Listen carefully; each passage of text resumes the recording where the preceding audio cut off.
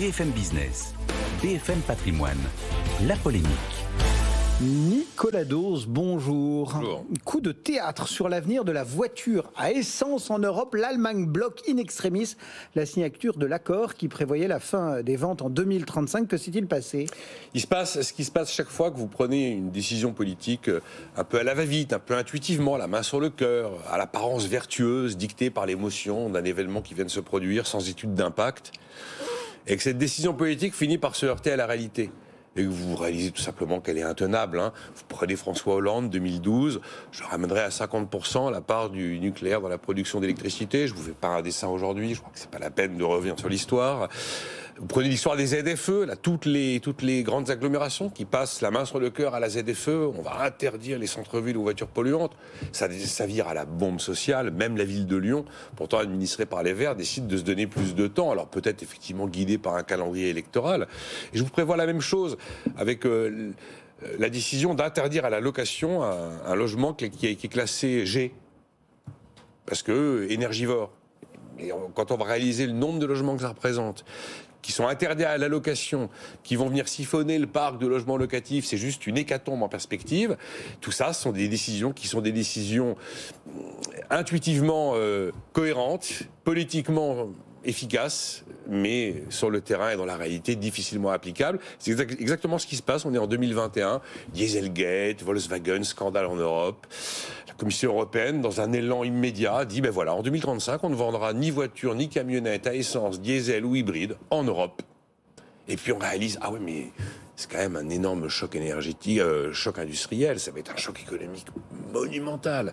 C'est un choc social monumental, ça pose même des questions de souveraineté. Ben voilà que l'Allemagne, au dernier moment, dit non. Que s'est-il passé du côté allemand ? Eh ben, du côté allemand, la coalition, alors il y a aussi un jeu politique en Allemagne, en attendant, la coalition a fini par acter, peut-être sans que le ministre Lindner des Finances et de l'Économie ne s'en rende vraiment compte, a fini par acter la volonté de refuser de signer l'accord. Demain, mardi 7 mars, les 27 devaient se retrouver pour entériner définitivement ce qui a déjà été validé par le Parlement européen, ce qui veut dire qu'à la suite de la signature de demain, eh bien, le texte était absolument inamovible et inaliénable. On ne pouvait plus rien changer, plus rien modifier. Auparavant, il y a eu des discussions, des négociations. D'ailleurs, les Allemands avaient déjà eu quelques dérogations, notamment sur des carburants synthétiques. Mais leur argument, là, c'est de dire qu'il faut des garanties supplémentaires. Une phrase un peu sibylline qui ne veut pas dire grand-chose. Les Italiens s'apprêtaient également à voter contre. Pourtant, ils avaient eu l'amendement Ferrari qui donnait un petit délai de grâce aux voitures de luxe polluantes en Italie. Qui concerne Porsche aussi. Voilà. Ça concerne Porsche ? Ouais. Ouais, bon, voilà. Ça concernait 10 000 voitures vendues par an en Italie à peu près. Les Polonais ont dit qu'ils s'abstenaient, les Bulgares ont dit qu'ils s'abstenaient. Voilà, maintenant que les Allemands disent qu'ils s'abstiennent, nous n'avons plus la majorité qualifiée pour valider le texte demain, donc c'est reporté sine die. Il faut 55% des États représentant 65% de la population au minimum.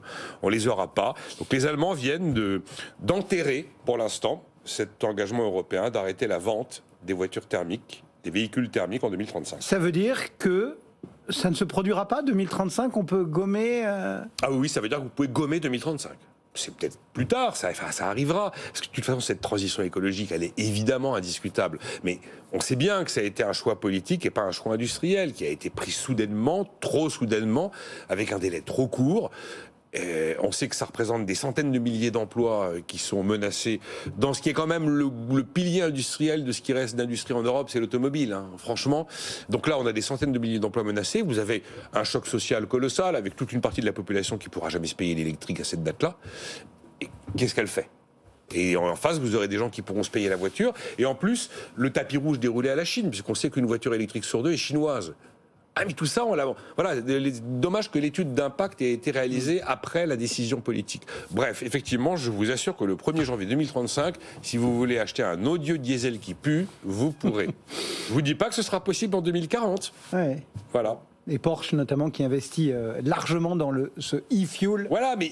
c'est la fameuse, oui, c'est la et notamment fameuse, avec une grosse usine c'est la fameuse, Amérique du Sud. Ouais. Les Allemands considèrent qu'on n'est pas allé assez loin sur le e-fuel, produit à partir d'énergies renouvelables, qui, selon eux, doivent sortir de l'interdiction des ventes 2035.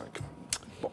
Parce qu'on dit chez Porsche que l'important, c'est le bruit. Oui, c'est le bruit. Mais l'important aussi, C'est vrai que quand on écoute passer une Tesla, c'est un fer à repasser. vous savez, c'était les fameuses motos là, des Hells Angels, là, mince. Et Harley Davidson. Ils ont essayé de reproduire le bruit de la Harley en version électrique, parce qu'en version électrique, vous n'avez plus le mythe de ce moteur qui fait un vrombissement absolument incroyable. Et donc, il a fallu essayer de le... Je ne sais pas ce que ça donne, d'ailleurs. On parle de tout dans BFM Patrimoine. Mais voilà, et Porsche, il faut simplement leur laisser le temps à la technologie, laisser le temps à l'industrie de muter. C'est colossal comme mutation, ce qui est demandé là. Nicolas Dose pour la polémique du jour. Merci Nicolas.